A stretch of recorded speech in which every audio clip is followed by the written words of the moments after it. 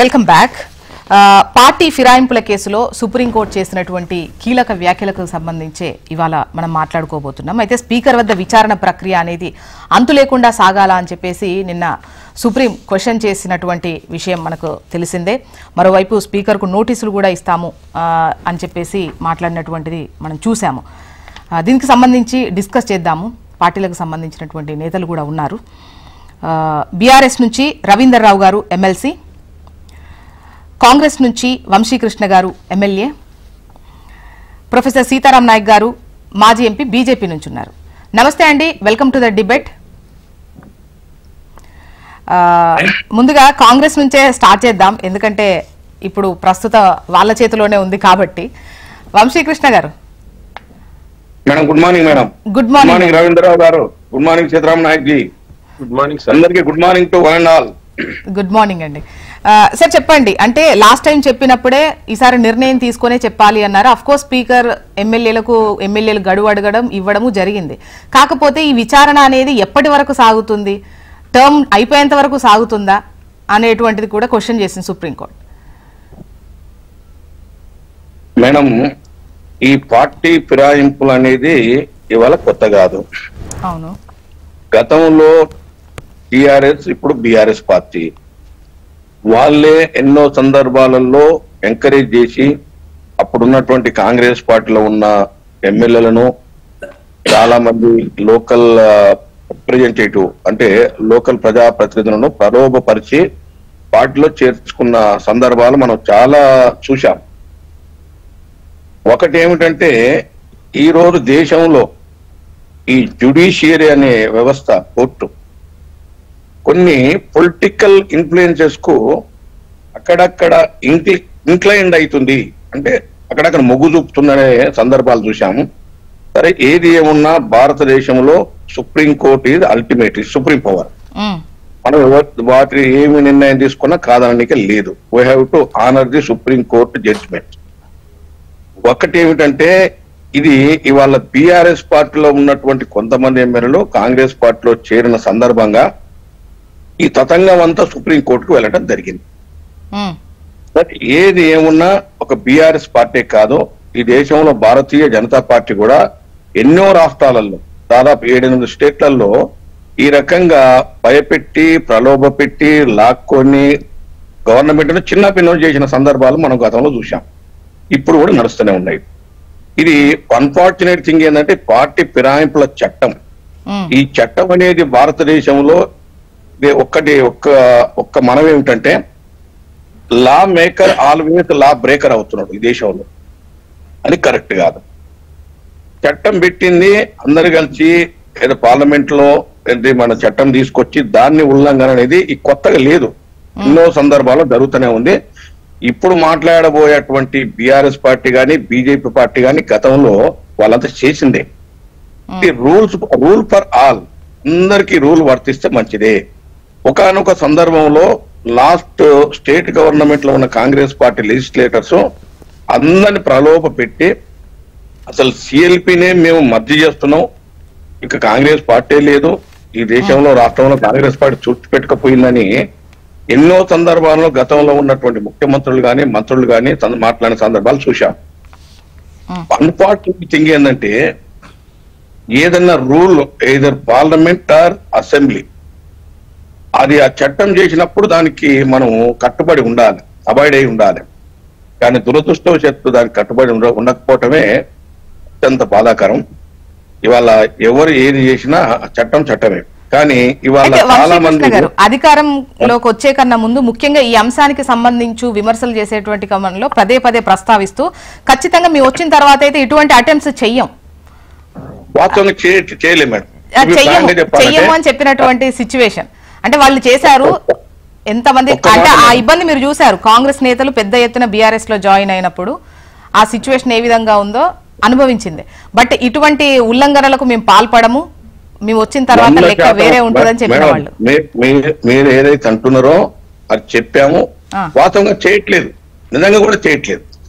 వాళ్ళే ఇప్పుడున్న ఎమ్మెల్యేలు, బీఆర్ఎస్ పార్టీలో ఉన్న ఎమ్మెల్యేలు డెవలప్మెంట్ అనో ఇక లేకుండా అక్కడ ఉన్నటువంటి లోకల్ పరిస్థితులకు అనుగుణంగా కొంతమంది నిర్ణయం తీసుకోవడం జరిగింది. మేము మా పార్టీ అధినాయకుడు ఇప్పుడున్నటువంటి గౌరవ ముఖ్యమంత్రి గారు ఎప్పుడు కూడా దాన్ని ప్రోత్సహించట్లేదు. ఎక్కడ కూడా ప్రోత్సహించలేదు. వాళ్ళు కొంతమంది ఏంటంటే ఈ జంపు జిలానీలు అన్ని పార్టీలలో ఉన్నారు. ఇది ఒక పార్టీకి సంబంధించిన ఇష్యూ కాదు, ఇది అన్ని పార్టీలలో ఉన్నారు. వాళ్ళకి ఏమిటంటే ఏదో రూలింగ్ పార్టీలో ఉంటే కొంత మంచి జరుగుతుంది, కాన్స్టిట్యున్సీ డెవలప్మెంట్ చేసుకోవచ్చు, మరి నెక్స్ట్ టైం ఎట్లా ఉంటుందో ఏమో, భవిష్యత్తు ఏముంటుందో ఏం కథో అనేది ఈ రకరకాల ఆలోచనలతోటి వాళ్ళే స్వయంగా వచ్చిన సందర్భాలు ఉన్నాయి. బట్ పోయినసారి మాత్రం పోయిన ముఖ్యమంత్రులు బలవంతం చేసి ప్రలోభాలకు గురి చేసి వాళ్ళకు స్థానికంగా ఏదైనా ప్రాబ్లం ఉంటే దాని మీద ఒత్తిడి తీసుకొచ్చి వాళ్ళని ఏదో రకం నయాన్నో భయాన్నో భయపెట్టో లాక్కున్నారు.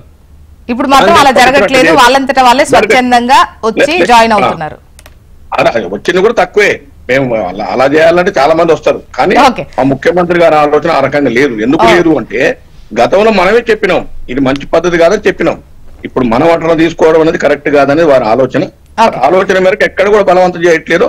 వాళ్ళు బలవంతంగా వస్తే తప్ప ఇంకోటి తీసుకోవట్లేదు. రవీంద్రరావు గారు, రవీంద్రరావు గారు, గతంలో మీరు చేశారు, ఇప్పుడు మాత్రం తప్పనిపిస్తోందా?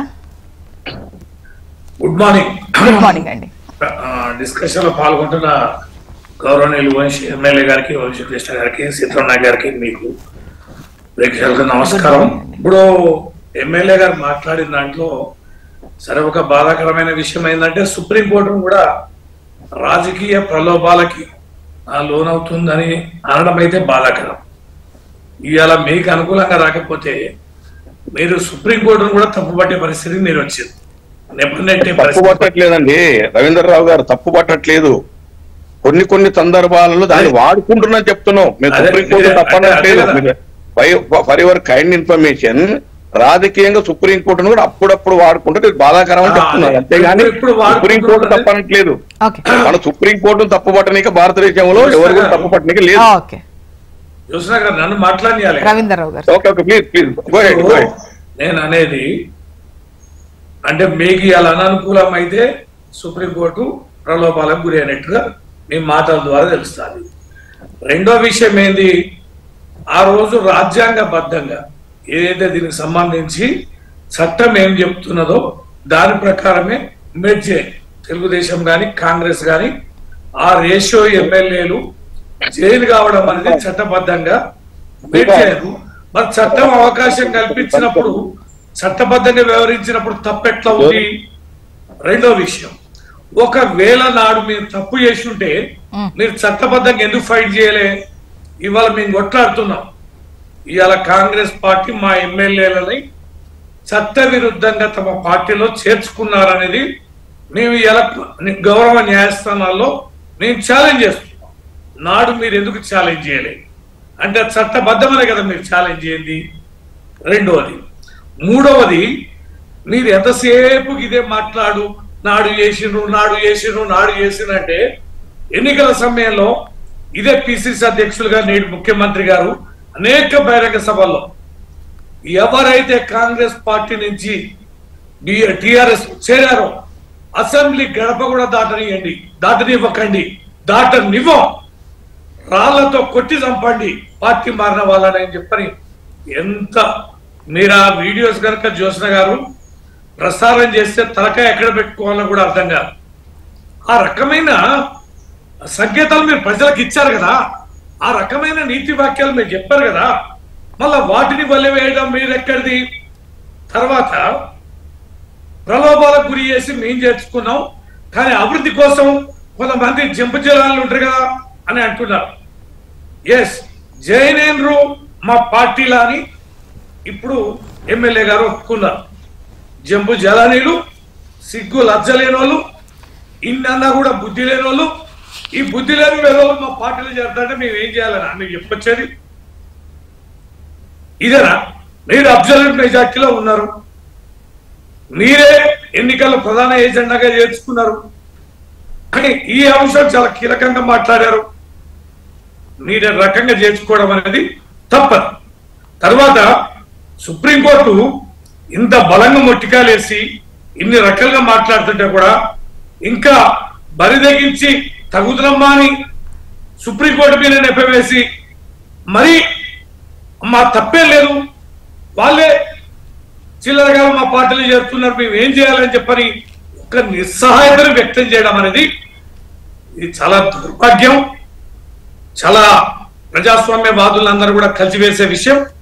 ఒకరెవరో చేస్తారు, ఎస్ మేము కూడా చేస్తాం కాదంటూలే, కానీ నాడున్న మీ 18 మంది ఎమ్మెల్యేలు 12 మంది ఎమ్మెల్యేలు మేము విలీనమవుతామని చెప్పని ఇచ్చారు. ప్రలోభాలక అభివృద్ధిక ఇప్పుడు మా దాంట్లో చేరితేనేమో ఒక రకం,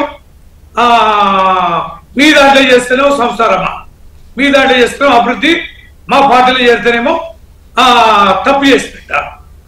ఇది సరి అయింది కాదు, ఇది ప్రజలు గమనిస్తున్నారు. మీరు చేయాల్సిన మాటలు, మీరు ఇచ్చిన హామీలు. రవీంద్రరావు గారు, గతంలో కూడా చేరినటువంటి ఎమ్మెల్యేలు అప్పుడొకరు అంటే ఓవరాల్ గా ఒక లెక్క కుదుర్చుకునేసరికి అఫ్ కోర్స్ మీరు అన్నట్టు 12 మంది అయ్యారు. కాకపోతే అంతకన్నా ముందు అంటే ఎట్ టైం వెళ్ళి మేము చేరుతామని చెప్పి జరిగినటువంటిది కాదు కదా. ఆ విధంగా మీరు గతంలో ప్రలోభ పెట్టి ఒక్కొక్కరిగా జాయిన్ చేయించుకున్నారు అని చెప్పేసి మాట్లాడుతున్నారు కదా కాంగ్రెస్ ఒక్కొక్కరిగా అందరిని తీసుకున్న తర్వాత అందరు కలిసి మా సిఎల్పిని విలీనం చేసినామని చెప్తున్నారు కదా, ఆ మాట వాస్తవం కాదు. ఎందుకు కాదంటే 1 by 1 అట్లా 12 మంది చేసుకున్నారు. వాళ్ళే అసలు వాస్తవం బీఆర్ఎస్ పార్టీ తెరలేపి దానికి తప్పుడు దారి చూపించిన బీఆర్ఎస్ పార్టీ వైఎస్ఆర్ పీరియడ్ లో గతంలో కూడా జరిగాయి కాదు. వైఎస్ఆర్ పీరియడ్ లో 26 మంది టీఆర్ఎస్ నుంచి గెలిస్తే 10 మంది ఎమ్మెల్యేలను చేర్చుకోలేదా అండి? ఏదో తెరలేపిన ముచ్చట చెప్తారు. టీఆర్ఎస్ పార్టీ ఎమ్మెల్యేలను వైఎస్ఆర్ చేర్చుకున్నా లేదా? తెరలేపింది ఎవరండి? ఉద్యమానికి ద్రోహం చేసింది ఎవరండి?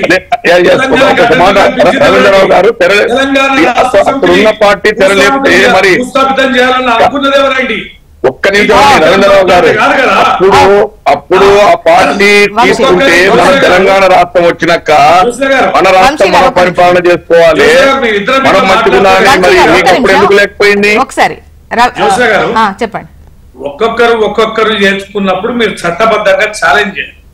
ఈ ఒక్కొక్కరిని కండవ కప్పలే, మేమే కండవ కప్పుకొని పార్టీలో చేర్చి 12 మంది అయిన దానికల్లే అందరు కలిసి అనుకున్నారు. కలుపుతున్నారండి మన దగ్గర ఎవిడెన్స్ చెప్తున్నాయి. ఒక్కొక్కరిని 12 మంది కలిపిన తర్వాత మీరు చెప్పిన మాట తర్వాత ఏదైతే 12 మంది విలీనం చేస్తున్నారో అది ఒక్కసారి పోలేదు. అప్పుడొకరు అందరు కలిసి ఆ రకంగా కోర్టులో ఎందుకు ఛాలెంజ్ చేయాలి? చట్టబద్ధంగా మీరు ఎందుకు పోరాడలే? చట్టబద్ధంగా పోరాడాము. కానీ అప్పుడున్న స్పీకర్ కానీ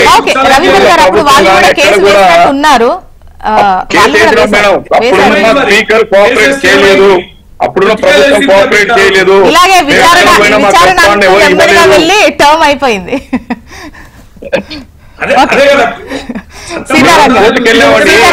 రవీంద్రరావు గారు ఒకటి అప్పుడున్న స్పీకర్ మా కోఆపరేట్ చేయలేదు, ప్రభుత్వం కోఆపరేట్ చేయలేదు.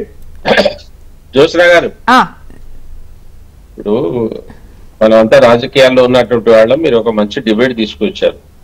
ఈ డిబేట్ కి ఈ పార్టీ ఫిరాయింపులు అనే దానికి ఎవరు ఫిరాయిస్తున్నారు, ఎందుకు ఫిరాయిస్తున్నారు అనే దాని వెనుక ఉన్నటువంటి ఆలోచన ఏంటిది? ఒకవేళ పార్టీ ఫిరాయిస్తే అది చెల్లుతుందా లేదని కొన్ని చట్టాలు, కొన్ని ఒక ప్రత్యేకమైన అంశాలు ఉన్నాయి. వాటి మీద చర్చిస్తే బాగుంటదేమో. మా పార్టీ చేర్చుకున్నారు, మీ పార్టీ చేర్చుకున్నారని కాదు. ఇప్పుడు జాతీయ పార్టీలు కావచ్చు లేదా ప్రాంతీయ పార్టీలు జరుగుతున్నాయి. ఇప్పుడు ఏమంటున్నారు రవీంద్రరావు గారు, ఆ రోజు నిజంగానే తెలంగాణ ఉద్యమం నుంచి వచ్చినటువంటి 10 మందిని ఆ రోజు ఆ పార్టీ చేర్చుకున్నది. ఇప్పుడు మొన్న 85 మంది గెలిచిన తర్వాత కూడా కేసీఆర్ గారు వారు కూడా మళ్ళీ పార్టీలో చేర్చుకున్నారు. ఇప్పుడు మళ్ళీ వీళ్ళకు 65 దాకా ఉన్నా కూడా మళ్ళీ పార్టీ చేర్చుకుంటున్నారు. ఇక్కడ సమస్య ఏందమ్మంటే ఇదంతా ఎందుకు వచ్చిందంటే ఒక రాజకీయ పార్టీ గుర్తిపై గెలిచినటువంటి ఎమ్మెల్యే ఎంపీలు ఒక పార్టీ మారవచ్చా? ప్రజలు మళ్ళీ ఆ వ్యక్తి ఇంకొక పార్టీ నుంచి వస్తే అతను గెలిపించవచ్చా? సమస్య ఇది కదా. ఒకవేళ ప్రజలలో మార్పు రానంత వరకు ఏ చట్టాలు ఏది వచ్చినా ఆ మారే వ్యక్తికి వాడి బుద్ధి మారదు. ఎవరైనా, నేను పార్టీలకు అతీతంగా మాట్లాడుతా ఉన్నా, ఎవరున్నా మనం ఒక నిజం చెప్పాలి. ఇది ఎందుకు వచ్చిందమ్మా ఇది అంటే 1967లో హర్యానాలో ఎమ్మెల్యే గయాలాల్, అతని పేరే గయాలాల్, ఒకటే రోజులో 3 సార్లు పార్టీ మార్చిండు ఆయన. అతని ఆయారాం గయారాం అనేటువంటి పేరు రాజకీయాలలో చోటు చేసుకున్నారు. అది ఇప్పటికి కూడా అనేవాడు ఆయారాం గయారాం అంతో ఏమున్నదిరా అంటారు. అట్లా ఈ ఆయారాం గయారాంల సంఖ్య ఎక్కువై రాజకీయ వ్యవస్థ ఒక దుర్వ్యవస్థకు వచ్చింది. పరిస్థితులు బాగాలేవు. ప్రభుత్వం ఎప్పుడు పడిపోతుందో ఎప్పుడు ఏమైతుందో కూడా తెలియదు. తెలుసు కదా, మనం ఒక్క ఓటుతోటో ఒక్క వ్యక్తితోనో కూడా కేంద్ర ప్రభుత్వాలు ఇక్కడ ఉన్నటువంటి పడిపోతుంది. కానీ అట్లా ఒక పార్టీ మీద గెలిచినటువంటి వాళ్ళని తీసుకోవడం అనేది సమంజసం కాదు. ఇది జరగకూడదనే 1985లో 52వ రాజ్యాంగ సవరణ ద్వారా ఒక చట్టాన్ని రాజీవ్ గాంధీ గారు తీసుకొచ్చారు. అది తీసుకొచ్చిన తర్వాత ఒక చట్టం ఉండగా కూడా ఎవరు ఏ పార్టీ గాని ఏ వ్యక్తి గాని ఏ ముఖ్యమంత్రి గాని మనకి కొద్దిగానే ఉండాలి కదా. ఒక చట్టం ఉన్నది. చట్టం ఏం చెప్తుంది?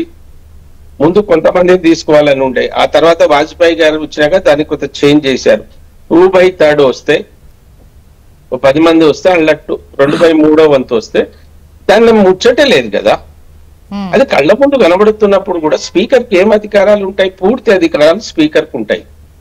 స్పీకరే దీన్ని నిర్ణయించవచ్చు.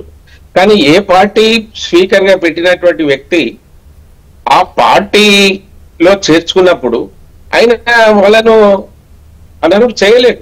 ఎందుకంటే అక్కడ ముఖ్యమంత్రి వాళ్ళు రోజు సాయంత్రం వాడు కూర్చుని మాట్లాడతారు కదా, పార్టీ ఎట్లా నడపాలి, ఏంది, ఏ విధంగా అసెంబ్లీ నడపాలని. చేయలేకపోవడం స్పీకర్ చేసే ద్రోహం కాదా? ఏ రాజ్యాంగంలో ఉందండి? రాజ్యాంగం మీద ఇట్లా ప్రమాణాలు చేసి రాజ్యాంగాలు చేతిలో పట్టుకొని ఎందుకు ఈ సన్యాసి వేషాలు ఈ దేశంలో? ఎవరిని ముంచడానికి కుదరండి. ఒక పార్టీ నుంచి గెలిచినటువంటి వ్యక్తి ఎట్లా మారుతావు? నీకు ఆ మాత్రం సొమ్మందం ఉంటే నువ్వు ఈ దేశం బిడ్డ అయితే ఈ దేశంలో నీకు ఆ నీతి నిజాయితీ రాజీనామా చేసిపో. ఉన్నారా అమ్మా? ఉన్నారా? లైన్ లో లేదు, అందరం ఉన్నాం. షోయ్ చేసి పో. ఆ చట్టం కూడా ఏం చెప్తుంది? ఏ స్పీకర్ దీనికి మినహాయింపుగా ఉంటారండి? ఏ స్పీకర్ ఉండడు. ఈవెన్ రాజ్యసభలో అయితే నిమిషంలో తీసేస్తారు.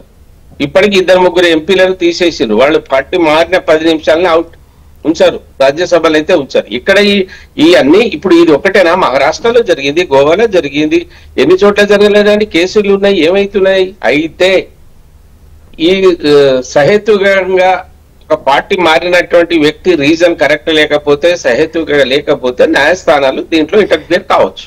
అయితే సీతారాం సార్, స్పీకర్ అనే వాళ్ళు పార్టీ నుండి వచ్చినా పార్టీ లైన్ పాటించకూడదు, న్యూట్రల్ గా ఉండాలి, ఇవన్నీ ఉన్నా కూడా ఒకవేళ చేయకపోతే రేపు పొద్దున స్పీకర్ నే మార్చేటువంటి అవకాశం ఉంటది. అవిశ్వాస తీర్మానం పెట్టేస్తారు, పక్కకు జరిపిస్తారు, వేరే వాళ్ళను. 10th షెడ్యూల్ లో ఉందమ్మా. 10th షెడ్యూల్ లో ఉంది కనుకనే ఇప్పుడు అక్కడ వాడు పిలుస్తున్నారు. స్పీకర్ ఏమంటారు? కొందరు వాళ్ళు అడుగుతారు అభ్యర్థి కొత్త. ఏం అభ్యర్థి? నువ్వు ఒక పార్టీ నుంచి గెలిచినటువంటి వ్యక్తి ఇంకో పార్టీలో పోయి చేసి నీకేం టైమే? ఏం టైం ఇవ్వాలి? దేని కొరకు పోయినావు? ఏ దేశ సౌభాగ్యం కోల్పోయినావు? రాజ్యాంగం మీద ప్రమాణం చేసినావు కదా తప్పులు చేయరని. తప్పు కదా? సాయంత్రం నాకు కండో ఒకటి ఉంటది, నాకు రేపాడ ఇంకో 10 వస్తుందో ఇంకో టికెట్ వస్తే మారు. ఎవడు నీ స్వేచ్ఛని ఎవడు ఆపుకుంటాడు? ఎవడు ఆపలేదు. ఇంతకుముందు ఎమ్మెల్యే గారు కూడా అన్నారు కొద్దిగా దురదృష్టం ఉన్నది, ఇవి జరుగుతా ఉన్నాయి. సాలిడ్ మెజార్టీ ఉండగా కూడా ఎందుకు తీసుకోవాల్సి వస్తుంది? తీసుకో, నీకు చట్టం ఉంది కదా. ఎవరు అడుగుతారు? నేను ఇవాళ ఎవరు అడగరు. ఎందుకు స్పీకర్లు ఈ వేషాలు వేసుకుంటా? ఒక స్పీకర్ గౌరవమైనటువంటి పదవి, ఓ చట్టబద్ధత కలిగినటువంటి పదవిలో ఉండి ఏంది తమాషాలు ఎందుకు చేస్తున్నది దేశంలో అర్థం కావడం లేదు. దీన్ని ఎవరు సమాధానం చెప్పాలి? సుప్రీంకోర్టు చెప్తాది. చెప్పినటువంటి దాఖలాలు ఉన్నాయి. సుప్రీంకోర్టు అదే చెప్తారు. న్యాయస్థానం ఎప్పుడైతే మన స్పీకర్ తీసుకునేటువంటి నిర్ణయం ఏదైతే కరెక్ట్ కాకపోతే దాన్ని సుప్రీంకోర్టు దాన్ని న్యాయస్థానంలో మాట్లాడవచ్చు అని ఉన్నది. ఇచ్చారు, టైం ఇచ్చారు. ఇక్కడ మన తెలంగాణలో ఇచ్చిండ్రు. కొంత సమయం కావాలంటే సమయం ఇచ్చారు. సుప్రీంకోర్టు గారు మొట్టిగా వేసింది. టైం అంటే ఎన్నయ్యా? 4 సంవత్సరాలు అయిపోయే వరకు ఉంచుతాను. ఏంది ఇప్పుడు మనకు కూడా కొద్దిగా సిగ్గు శరం చూసుకోవడానికి ఉండాలి. పోమ్మా, నాకు నా పార్టీ నచ్చలేదో, నన్ను పార్టీ సీతారాం సార్, ఈ స్పీకర్ అనే కాదు కదా, మామూలుగా ఎప్పుడు స్పీకర్ కాదు కదా. ఏ ముఖ్యమంత్రికి ఏ స్పీకర్ కి నైతికత ఉంటే ఇవి జరుగుతాయా? చెప్పండి. ఎవరైనా కానీ, ఏ పార్టీ ఎవరైనా కానీ నేనేమంటున్నానంటే నువ్వు తప్పు చేస్తున్నావు, ప్రమాణం చేస్తున్నావు. రాజ్యాంగం మీద ఇట్లా ప్రమాణం చేసి నువ్వు చట్టసభలకు పోయేటాడు ఎన్ని వేషాలు వేసినాక ఈ దేశమా ఇది ప్రజాస్వామ్యంగా నడుస్తుందా అని ఎవరైనా అనుకుంటే ఏమనుకుంటారు చెప్పండి మీరు?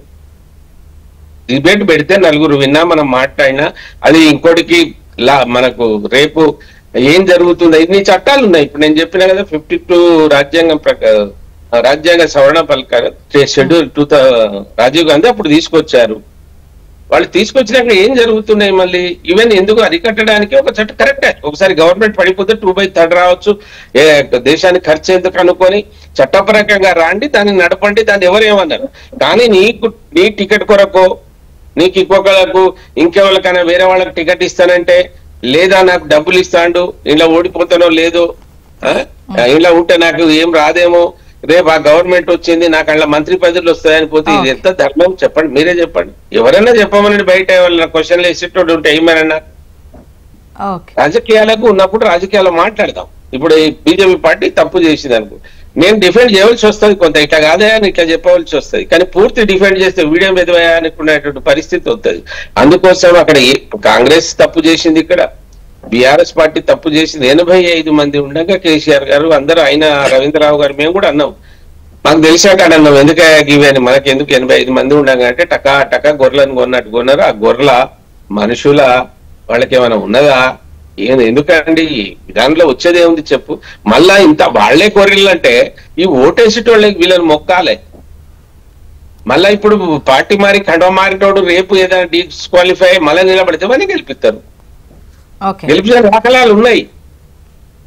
ఈ ఆయారాములు గయారాములు చేయబట్టి దేశం పరిస్థితి ఇట్లా ఉందమ్మా, లేకుంటే ఎందుకు ఉంటది ఇట్లా చెప్పండి. ఇప్పుడు నైతికంగా ఉండాలి, విలువలతో వెళ్ళాలి, వీటన్నిటికన్నా కూడా రూల్ ఈజ్ రూల్ అన్నట్టుగా ఉంటే మాత్రమే. దాంట్లో ఉన్నటువంటి చిన్న వెసులుబాట్లు అవి రాజకీయ పార్టీలు వాడుకోలేదు. స్పీకర్ కి ఎవరు అధికారాలు ఇచ్చారు? చట్టాన్ని అధిగమించమని స్పీకర్ కి ఎవరు అధికారాలు ఇచ్చారు? స్పీకర్ అంటే పదవి ఏంది అసలు తెలియాలి కదా ముందు. ఒక స్పీకర్ అనేటువంటి ఎంత హుందాతనమైనటువంటి పోస్ట్ అది. దానికి నువ్వే తప్పులు చేసినప్పుడు రాజ్యాంగం మీద ప్రమాణం చేసినటువంటి మనము ఈ రాజ్యాంగంలో మళ్ళీ ఇంకో దురదృష్టం ఏందమ్మా ఎరికేనా, పార్లమెంట్ లో మేమే చట్టం చేస్తాం కదా, నేను సభ్యులు ఉంటే నా సంతకం ఉంటది ఏదో ఒక చట్టం లోపల. ఇప్పుడు ఎమ్మెల్యేలు ఉన్నప్పుడు వీళ్ళేది ఉంటది ఇది చేయకూడదని. ఓన్ని అమ్మ నువ్వు చట్టం చేసిన దరిద్రుడివే బయటకు వచ్చి దొంగ వేషాలు వేస్తే ఎవరు నమ్మాలి చెప్పండి? మరోవైపు ఒకవైపు చర్యలు తీసుకుంటే ఖచ్చితంగా ఉప ఎన్నికలు వచ్చేటువంటి అవకాశం ఉంటుంది. అందులో మేము విజయం సాధిస్తామంటే మేము విజయం సాధిస్తామని చెప్పేసి 3 పార్టీలు కూడా ఆల్మోస్ట్ ఈ సీట్లన్నీ మా ఖాతాలోనే పడతాయన్న ధీమాతో ఉన్నారు. అండ్ వంశీకృష్ణ గారు ఒకవేళ అంటే చర్యలకు ఉపక్రమిస్తే గనక ఖచ్చితంగా ఉప ఎన్నికలు వచ్చేటువంటి అవకాశం అయితే ఉంది. ఉప ఎన్నికలు వస్తే ఆ సీట్లన్నీ మా ఖాతాలోనే పడతాయని బీఆర్ఎస్ అంటారు. అంటే ఉప ఎన్నికల్లో ఎవరు గెలుస్తారు ఎవరు ఓడతారు అనేది రాజకీయ పార్టీల చేతిలో లేదు, రాజకీయ నాయకుల చేతిలో కూడా లేదు. అది ప్రజల చేతిలో ఉందండి. ప్రజలు నిర్ణయిస్తారు ఎవరిని ఎన్నుకుంటే బాగుంటది, ఎవరైతే బాగుంటది అనేది ప్రజలు నిర్ణయించేటువంటి సబ్జెక్ట్. అది ఎవరంతరికి వాళ్ళే మేం గెలుస్తామని చెప్పుకుంటారు. అది ఏ పార్టీ అయినా చెప్పుకుంటారు, చెప్పుకోవడంలో తప్పలేదు. కానీ వాస్తవంగా ఏమిటంటే ఈ పార్టీ ఫిరాయింపులు అనేది వాస్తవంగా చెప్పాలంటే మంచిది కాదు, దేశానికి మంచిది కాదు, రాష్ట్రానికి మంచిది కాదు. దీంట్లో ఒక్కటి ఏమిటంటే ఏ రాష్ట్రంలోనైనా ఎక్కడైనా దేశవ్యాప్తంగా దీన్ని అరికట్టాల్సిన అవసరం ఉంది. ఇది నా personal opinion, not party opinion. But personal గా ఏంటంటే ఇంతకుముందు పెద్దలు ప్రొఫెసర్ సీతారాం గారు మాజీ ఎంపీ అనుకుంటా వారు కొన్ని విషయాలు చక్కగా చెప్పారు. ఒక్కటి రాజకీయ నాయకులం అందరం కూడా మనం ఓట్లతోటి ఎన్నికైతే ప్రజాసేవ కోసం ఎన్నికైతాం. కానీ స్వలాభం కోసం సొంతం కోసం ఎన్నిక కావాలంటే వ్యాపారాలు చాలా ఉన్నాయి, చాలా వ్యాపారాలు ఉన్నాయి, ఎక్కడైనా డబ్బు సంపాదించుకోవచ్చు. కానీ మనం ఉన్నంత కాలంలో ప్రజలకు సేవ చేస్తే ప్రజల్లో హృదయాల్లో చిరస్థాయిగా నిలిచిపోతాం. ఈ కాన్సెప్ట్ తోటి వచ్చే వాళ్ళ సంఖ్య తగ్గుతుంది రోజు రోజుకు. ఒకటి ఊరికి కానీ లేకపోతే కాన్స్టిట్యున్సీ కానీ స్టేట్కి కానీ దేశానికి కానీ సేవ చేయాలి, ప్రజలకు ఎంతో కొంత మంచి చేయాలనే ఉద్దేశంతో వచ్చే వాళ్ళ సంఖ్య తగ్గింది ఒకటి. రెండవది ఏమిటంటే దురదృష్టవశాత్తు ఏంటంటే పొలిటికల్ ఫీల్డ్ అనేది సర్వీస్ మోటో నుంచి కమర్షియల్ మోటోకి వచ్చింది. This is very very unfortunate thing. ఇవాళ అంతా కమర్షియలైజ్ అయిందండి. మొత్తం దేశం మొత్తం కాలే, కొన్ని రాష్ట్రాలు మొత్తం పూర్తిగా కమర్షియల్ గా ఈ రాజకీయం నడుస్తా ఉంది. ఇటువంటిది ఉండకూడదు. ప్రజాసేవ చేసే వాళ్ళకే ప్రజలు పట్టం కట్టాలి. ప్రజల కోసం పనిచేసే నాయకుడే ప్రజల్లో ఉండి ప్రజలు బాగోగులు చూసి అక్కడ అది అభివృద్ధి కానీ సంక్షేమం కానీ చేసిన నాయకుడికే ప్రజలు పట్టం కట్టాలి. కానీ ప్రజల్లో కూడా మార్పు వచ్చింది. నేను కొన్ని విషయాలు చెప్పదలుచుకోలే. కానీ ఒక్కటి ఏమిటంటే ఈ పార్టీ ఫిరాయింపుల చట్టం అనేది అన్ని పార్టీలు కూడా దీన్ని బ్రేక్ చేస్తా ఉన్నాయి. అన్ని పార్టీలు కూడా ఒకప్పుడు పెద్దలు చెప్పినట్టు 1985లో ఈ ఫిరాయింపుల చట్టం వచ్చింది. ఇప్పటి వరకు దీన్ని సక్రమంగా పాటిస్తున్నటువంటి ప్రభుత్వాలు కానీ పార్టీలు కానీ లేవు. ఇది రావాల్సిన అవసరం ఉంది. కాబట్టి ఇప్పుడు మీరు అన్నది చూడు, మేమే గెలుస్తామని ఎవరందరికి వాళ్ళే గెలుస్తారండి, ఎవరందరికి వాళ్ళే అనుకుంటారండి. గొడవలు తప్పేం లేదు, ఉంటుంది. చివరిగా నిర్ణయించేది ఎవరు? ప్రజలు. ఎవరు గెలుస్తారు, ఎవరు ఓడతారండి. ఓకే, రవీందర్ గారు ఆల్మోస్ట్ ఈ విషయంలో ఏ పార్టీ కూడా అంటే ఏ వెసులుబాటున్నా వాడుకునేటువంటి అవకాశమే అన్ని టర్మ్లో చూస్తూ ఉన్నాం. అంటే రాష్ట్రం సిద్ధించక ముందు అవి చూసాము, ఆ తర్వాత వచ్చిన తర్వాత కూడా మీది దాంట్లో కూడా చూసాం. సో వెసులుబాటు ఉంటే వాడుకోవడమే. జ్యోత్స్న గారు, ఇప్పుడు వంశీకృష్ణ గారు అన్నదాంతో నేను కూడా ఏకీభవిస్తున్నా. వ్యక్తిగతంగా ఇది మంచి పరిణామం కాదు. మా పార్టీ అయినా వారి పార్టీ అయినా ఏ పార్టీ అయినా దేశంలో ఒక చట్టం రూపొందించింది మనమే, చట్టసభలలో చట్టాలు చేసింది మనమే, ఉల్లంఘించేది కూడా మనమే. అంటే ప్రజలకి ఏం సంకేతం ఇస్తున్నట్టు అంటే మనమే నిర్ణయించి మనమే ప్రజలకు చెప్పి మనమే తప్పులు చేయడం అనేది ఇది ప్రజలకి భవిష్యత్తు తరాలకి ఏ రకమైన సంకేతాలు ఇస్తున్నట్టు? ఖచ్చితంగా నిర్ద్వందంగా ఏ రాజకీయ పార్టీ అయినా ఇలాంటి అంటే రాజకీయాలు అంటే అసహించుకునే స్థాయికి, అంటే అసహించుకునే వ్యక్తులు ఇష్టారీతిగా సంపాదించుకున్న డబ్బుని ఇవాళ రాజకీయ పార్టీలకు వచ్చి ఖర్చు పెట్టి ఎమ్మెల్యేలు కావడం, ఎంపీలు కావడం, మళ్ళా చట్టాలను ఉల్లంఘించడం అనేది బాధాకరం. ఇవాళ 75 ఏళ్ళు సుదీర్ఘ ప్రయాణం చేశాక కూడా ప్రజాస్వామ్యం అపహాస్యం కావడం, చట్టాలను హేళనగా చేయడం అనేది చూడడం అనేది సరి అయిందిగా. ఇది ఎక్కడో కాడ ఖచ్చితంగా దీనికి తెరబడాలి, ముగించాలి. ఇప్పుడు అభివృద్ధి కోసం వస్తున్నాము, అభివృద్ధి కోసం చేరుతున్నాం అంటున్నారు. అన్ని స్కీములు నియోజకవర్గాలకు సమానంగా చేస్తారు. ఇప్పుడు పెన్షన్లు ఉన్నాయి, ఈ పార్టీ ఆ పార్టీ అనేది ఏం లేదు.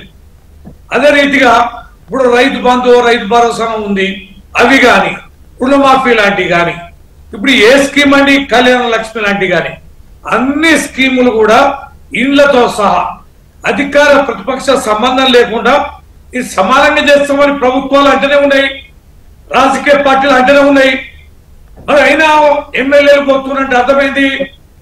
అంటే వ్యక్తిగతంగా ఈ భూములో, పైరవిలో, లేకపోతే పెట్టిన ఖర్చులో, లేదా సంపాదించుకోవాలి ఒక తరానికి సరిపోనని ఒక సొంత ఎజెండా తప్ప మరొకటి కాదు.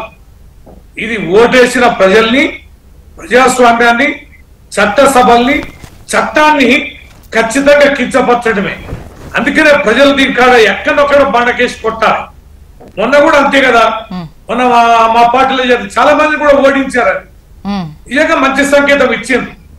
రేవంత్ రెడ్డి గారు అనేక సభలు చెప్పారు, నిజంగా ప్రజలకు అర్థమై వినుండొచ్చు. కానీ అదే రేవంత్ రెడ్డి గారు ఇలా చేస్తుందంటే ఈ పార్టీని ముంచాలని చూస్తాడా, తేల్చాలని చూస్తాడా? వారి సందేశం వినే కదా పార్టీ మారిన ఎమ్మెల్యేలను ఓడించింది. అయినా మళ్ళీ ఎందుకు తీసుకుంటున్నాడు అంటే నీ కాంగ్రెస్ పార్టీ మళ్ళీ అధికారంలోకి రావద్దనా ఏ లక్ష్యంతో? ఇది సరైనదిగా. అంటే నిన్న కాక మొన్న చెప్తే నీ మాట ప్రజలు ఇంటే, నీ మాట విని నీకు పుట్టం కడితే నువ్వే దాన్ని మళ్ళా గత ప్రభుత్వాలని చెప్పని మాట్లాడి తీసుకోవడం అనేది సరి అయిందిగా. రైటో రాంగో ప్రజలకు మ్యాండేట్ ఇచ్చారు, దాని ప్రకారం నడుచుకుంటే మంచిది అనేది ఖచ్చితంగా అందరి అభిప్రాయం. ఇది ప్రజలు అసహించుకుంటామని తెలిసినాక కూడా మళ్ళీ తిరిగి దాన్ని అనుసరించడం అనేది ఎంత చీకొడుతున్నారంటే నిజంగా. పోయి అల్లపోయిన సుఖంగా ఉంటారంటే మళ్ళీ అల్లపోయి వాటి మార్గంలో బోర్లు ఏడ్స్తూనే ఉన్నారు. మళ్ళీ మాకు సంకేతాలు ఇస్తారు మీకు తిరిగి వస్తామని. ఓడం ఎందుకు? ఇంత ముందు సీతారామనాయక్ గారు అన్నారు ఆయారాములు గాయరాములు అని. వాళ్ళ పరువే పోతుంది, సిగ్గుపోతాను. కోర్టులో రేపేం తీర్పు వస్తుందో, నిద్ర లేని రాత్రులు గడుపుతూ అటు ప్రజలు సహకరించక, అటు ఆ పార్టీలు అడ్జస్ట్ కాక, వీళ్ళు అనుకున్న ఏజెండా అక్కడ అమలు పరచక, అపాయింట్మెంట్లు దొరకక దిక్కు దోచక ఈ ఒక్క ఎమ్మెల్యే స్థాయికి ఎదిగిన సీనియర్ నేతలందరూ ఇంత దిగజాడు రాజకీయాలు ఎందుకు చేయాలి?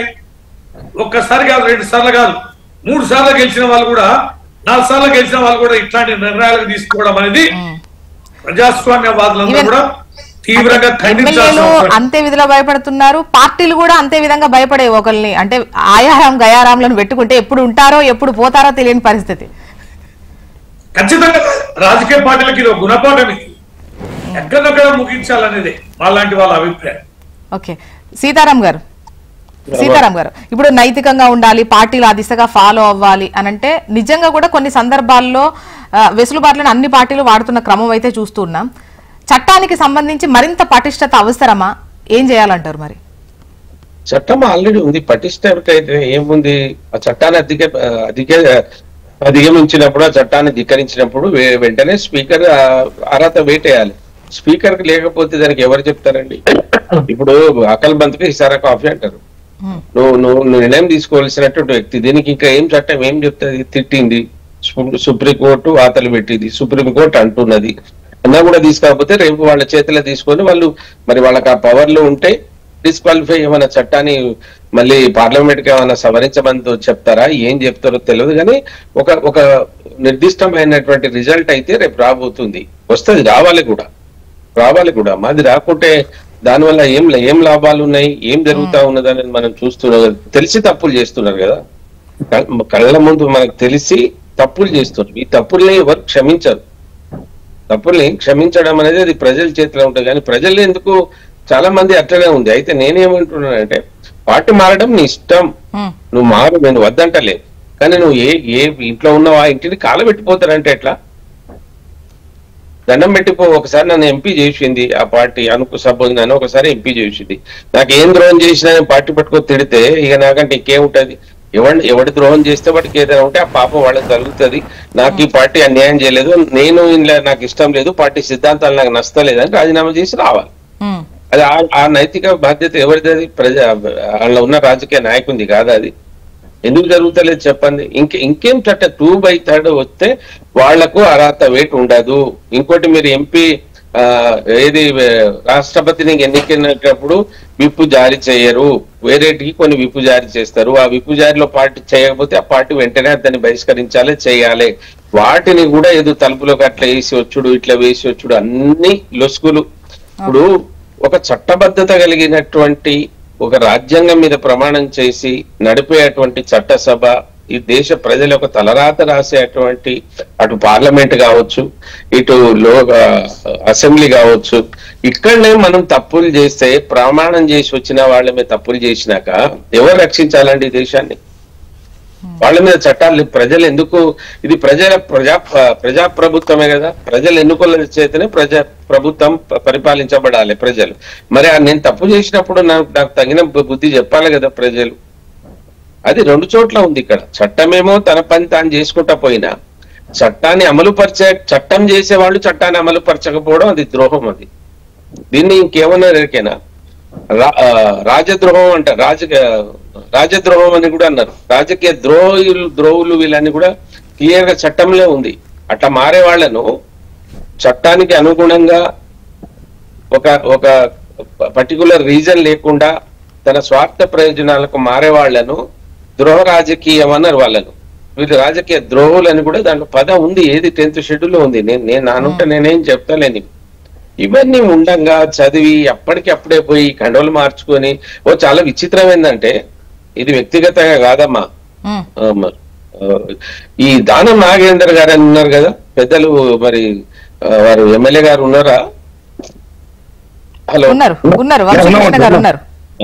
దానం నాగర్ గారు కాంగ్రెస్, అది నువ్వు ఒక పార్టీ నుంచి గెలిచి కాంగ్రెస్ పార్టీ నుంచి మళ్ళీ ఎంపీగా పోటీ చేస్తారండి. మీరే వారిని చెప్పమని.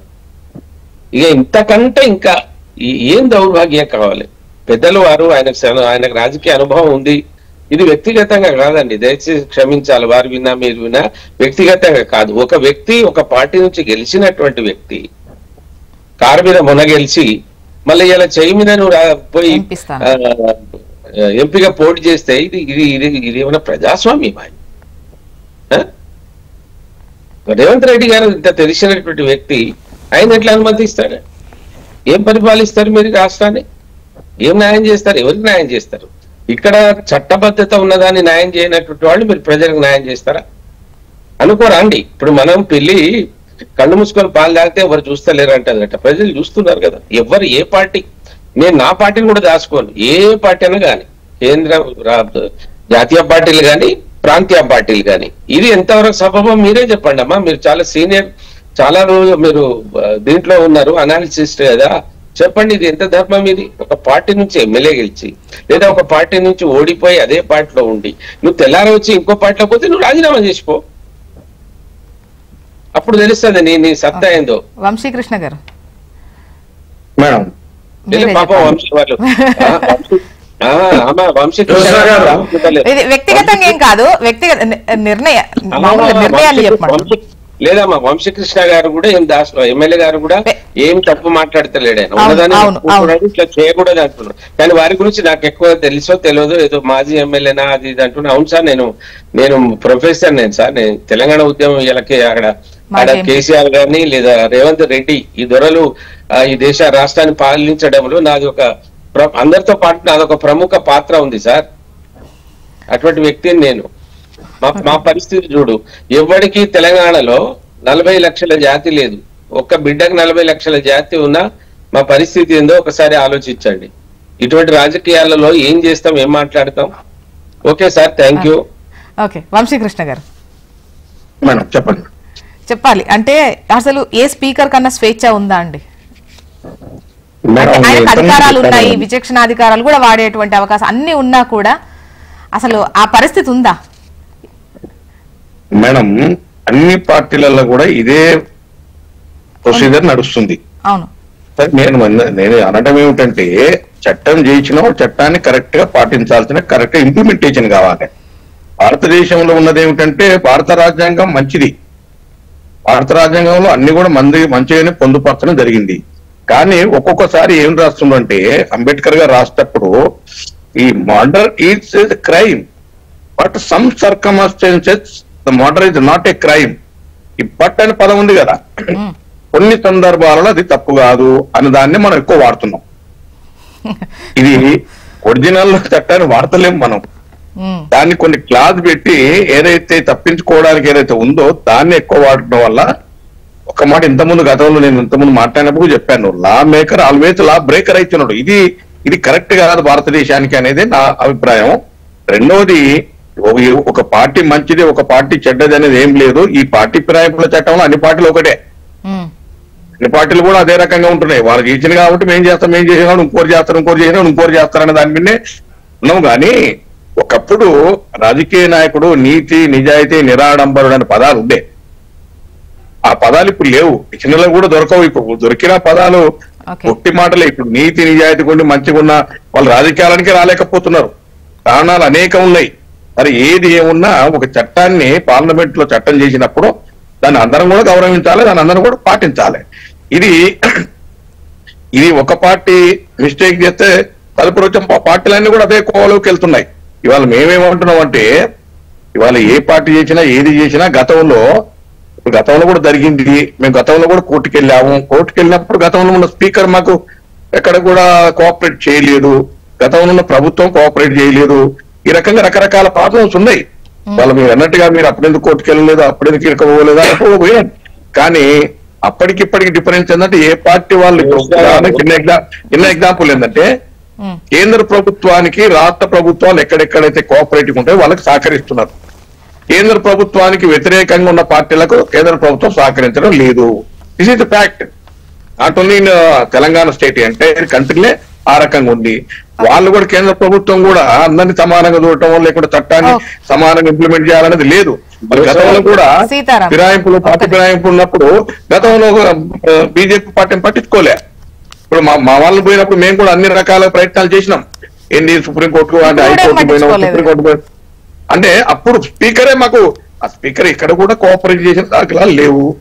రెండోది ప్రభుత్వం అది అసలే పట్టించుకోలేదు, అవుతుంటే పోతుంటే చేస్తుంటే అని చెప్పేసి. ఇప్పుడు మీరున్నా కూడా సెంట్రల్ సేమ్ కదా. ఒక్కటి మేడం, ఒక్క మాట నేను చెప్తున్నాను, అంటే ఇది తప్పు కాదు. నేను రవీంద్రరావు గారికి నేను ముందే చెప్తున్నాను, మేమేమో అనుకోకండి. ఒక్క ఎగ్జాంపుల్ చెప్తా. ఉద్యమ సమయంలో కేసీఆర్ గారు ఒకటే నిమిషం. ఉద్యమ సమయంలో కేసీఆర్ గారు మా నీళ్ళన్నీ ఆంధ్రప్రదేశ్ వాళ్ళు దోసుకొని పోతుండ్రు, పోతిరెడ్డిపాడులో 44,000 క్యూసెక్లను 88,000 క్యూసెక్లు చేసిందని చాలా రకాలుగా మాట్లాడిండు. ఎన్ని చెప్పాలని చెప్పిండు. అదే తెలంగాణ రాష్ట్రం వచ్చింది, సీఎం కేసీఆర్ గారు ముఖ్యమంత్రి అయ్యిండ్రు. ఇవాళ 5 నుంచి 10 టీఎంసీలు తీసుకుపోతా ఉన్నారు వాళ్ళ ప్రభుత్వంలో. 3 టీఎంసీలు పర్ 3 టీఎంసీ. దాంట్లో 180 కృష్ణ గారు ప్లీజ్ ఎందుకు చెప్తున్నానంటే మనకు సమయం లేదు, ప్లీజ్ దయచేసి. ఏం లేదు, నేను వంశీకృష్ణ గారిని ఎమ్మెల్యే గారిని ఒక సబ్మిషన్ రిక్వెస్ట్ చేస్తున్నా సార్. ఇవన్నీ మీరు చాలా బాగా చెప్తా ఉన్నారు. మీరు ఇక్కడ నుంచి నాంది పలకండి సార్. మీ దగ్గర ఇప్పుడు ఎవరైతే ఉన్నారో వాళ్ళను మీరు నాంది పలకండి సార్. మనం చెప్పడం కదా, మీ ప్రభుత్వం ఉంది, మీరు సజెషన్ చేయండి, మీరు నాంది పలకండి. ఏదో ఒక నాంది పలికితే కదా ఇంకొకరికి బుద్ధి వచ్చేది. బీజేపీ పార్టీ కేంద్ర ప్రభుత్వానికి మీరు తీసుకున్న ఎమ్మెల్యేతో ఏం సంబంధం లేదు, వాళ్ళు డిస్క్వాలిఫై చేయలేరు. కేంద్ర ప్రభుత్వం చేతిలో లేదు ఇది. మీ స్పీకర్ చేతిలో ఒక విధంగా ఎమ్మెల్యేలు నైతికంగా వ్యవహరించాలి, అట్ ద సేమ్ టైం పార్టీలు కూడా అదే విధంగా వ్యవహరించాలి. ఇప్పటికైనా ఇది స్టార్ట్ అవ్వాలి అని చెప్పేసి సీతారాం గారు అంటున్నారు. చూడాలి మరి తదుపరి విచారణ అయితే 25కు వాయిదా వేసింది సుప్రీం. చూద్దాం ఏం జరుగుతుంది. And thank you so much అండి డిస్కషన్ లో పాల్గొన్నందుకు. రవీందర్ రావు గారు, సీతారాం గారు, వంశీకృష్ణ గారు, థ్యాంక్ యూ అండి. ఇది ఇవాల్టి న్యూస్ అనాలిసిస్. చూస్తూనే ఉండండి హెచ్ఎం టీవీ. వార్త ఆగదు, నిజం తాగదు.